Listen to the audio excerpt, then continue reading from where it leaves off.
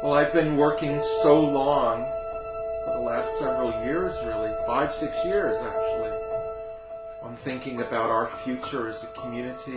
Well, longer than that, but in a practical way, 5 or 6 years, and not long after we put this new building up. It became increasingly clear to us and the leadership that the decline demographically and the aging of the community would not be arrested or curtailed, no matter what we did. The demographic decline in this area, as far as Jews are concerned, it's a tsunami. And despite our best efforts to maintain the religion school, put up a new building, have more and more activities, that decline just keeps going. So we looked at a variety of alternatives, possibly sharing this building with the members of another faith. We looked at some kind of relationship with another liberal community. And we were approached by Middlesex New Synagogue to cohabitate, as it were, with them, to form an Einheitsgemeinde. So not an actual merging, but a living together. We would do some things together, some things separate, maintain tradition, maintain practice, but at the same time offer to both communities, both aging communities, more choice socially, educationally, and keep separate worship practice. But at the same time, for those who want to explore either Reform or Liberal, you can go to both services.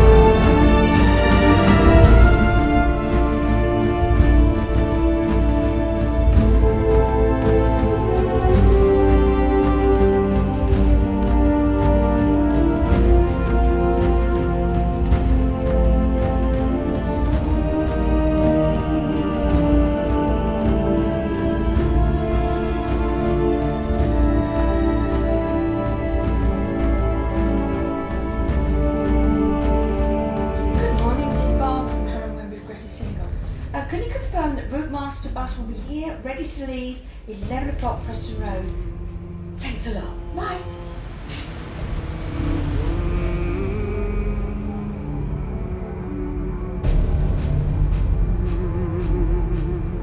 Well, so much of my practice for the last nearly 14 years here on Preston Road has actually been off the site.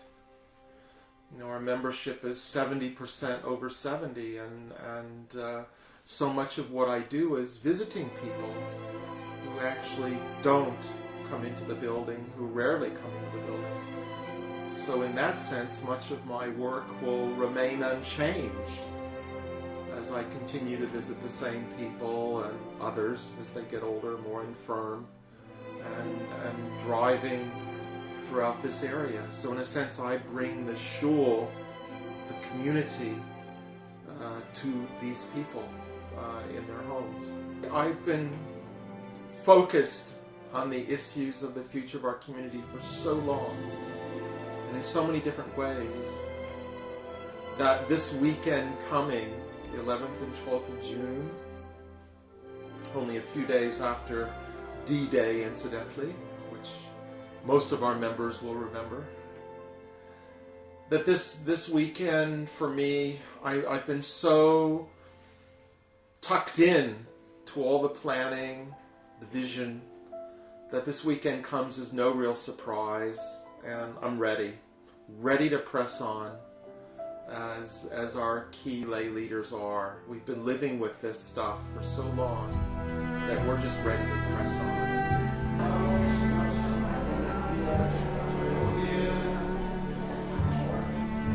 Let me pick it now.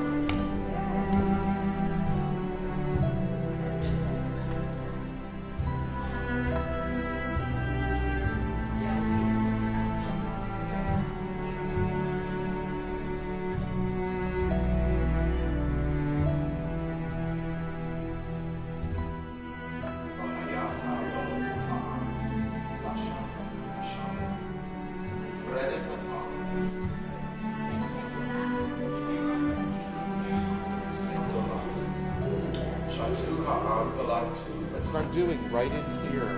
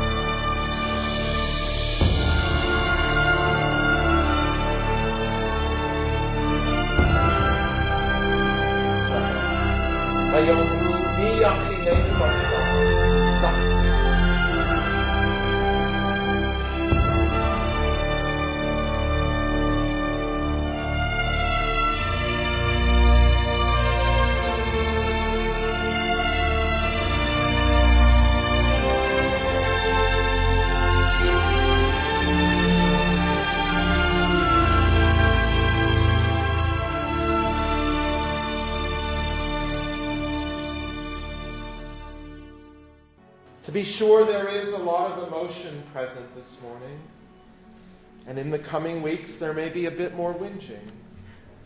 Not everyone has a great capacity for change, either because of emotional disposition or physical health.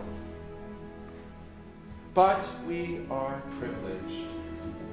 We are privileged in that we can express our emotions freely and engage in whinging.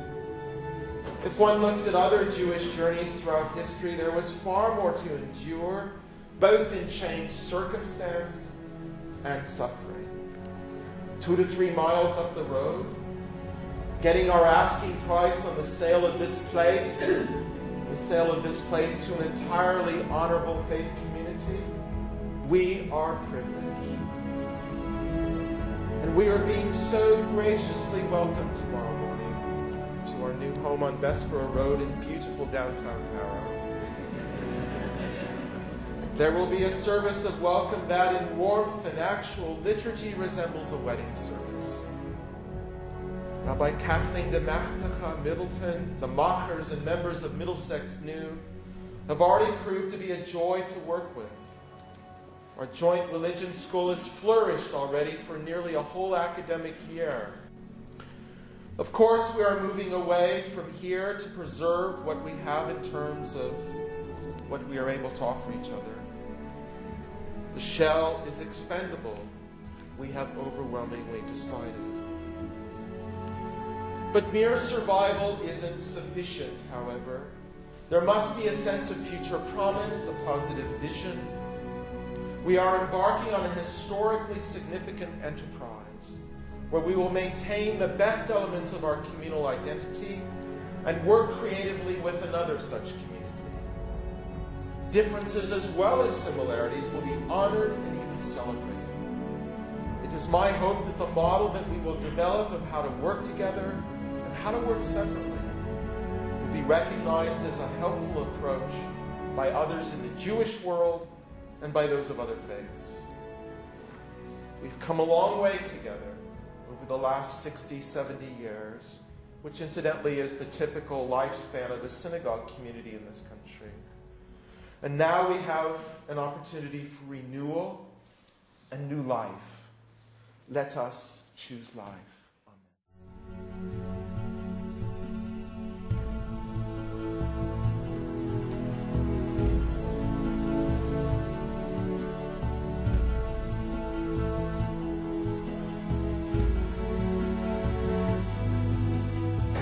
Share them with the other kitties too. Okay, Alan and Harry, come on.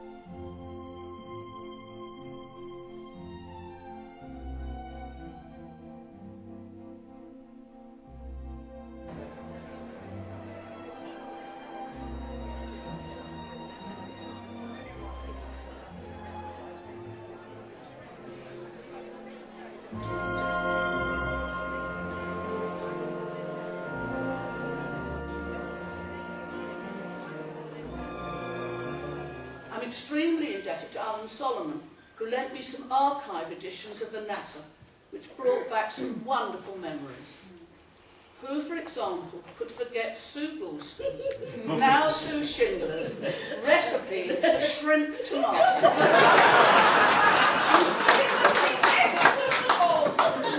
October 1955 issue. I also recall her tips for feeding the birds in wintry weather. Throw out your old bacon rind. Perhaps this is an appropriate moment to say something about the rabbis that have served this congregation. Vivian Simmons, Bernard Hooker, Albert Friedlander, David Goldberg, Harry Jacobi, Charles Middleborough, Frank Dabber-Smith. Now this is a bit like those quiz questions you see. Put the following in the right order. And I'm sure I've got it wrong. Unfortunately, I could not find a chronological list of them in that extremely useful book, Liberal Judaism, the First 100 Years.